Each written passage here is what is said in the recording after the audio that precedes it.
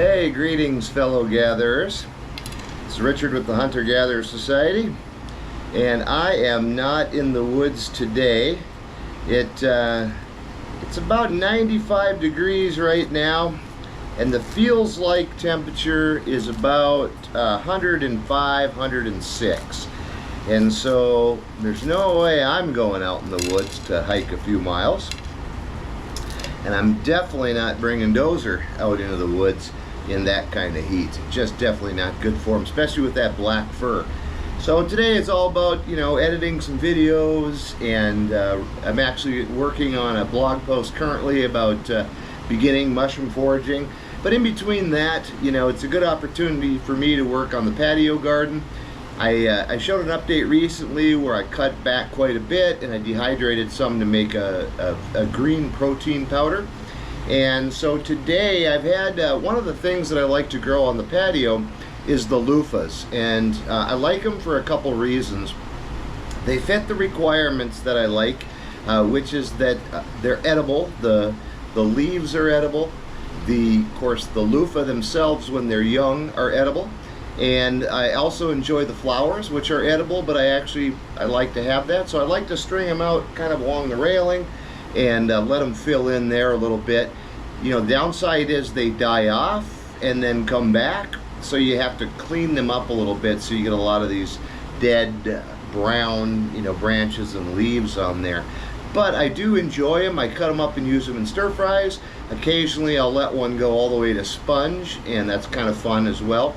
But the nice thing about that type of a plant,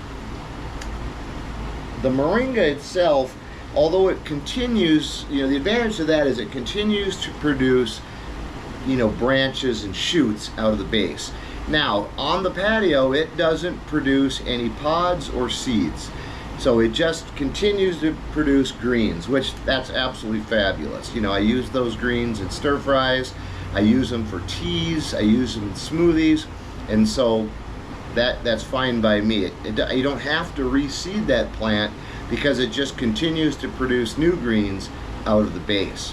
Now the Luffa, however, does not do that. The great thing is, though, the Luffa does produce seeds so that you can replant it. So this is a Luffa that I've let dry, and you can actually, I don't know if you can hear that, but it rattles. That's because the seeds are in there. Here's another one that I've let go to the sponge, and you can see the sponge here.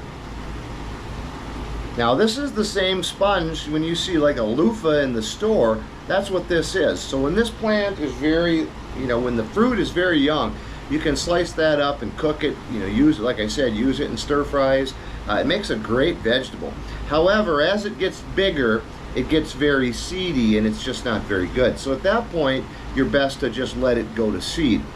And again, it'll produce the sponge. The sponge you can use in the bathroom. Again, this is the same one that you would buy in the store. But if you look on the inside, hopefully you can see those black seeds. This thing is full of those black Luffa seeds. So I'm going to pull these out of here, and then I'm going to use these to reseed the patio. The planters that I want the Luffa in. But I mean, you get a lot of seeds out of one plant. Excuse me, they're very dusty. If you're allergic to dust, which actually I am, but if you're hypersensitive, you might wear a mask when doing this, because when you tear apart this sponge, especially if you let it go as long as I did, it produces a lot of dust. Now you'll get some seeds that are real thin. They just don't look the same as the others. Just get rid of those. They're no good. You're looking for the nice black seeds. Pull them out. Some of them get stuck in that sponge pretty good.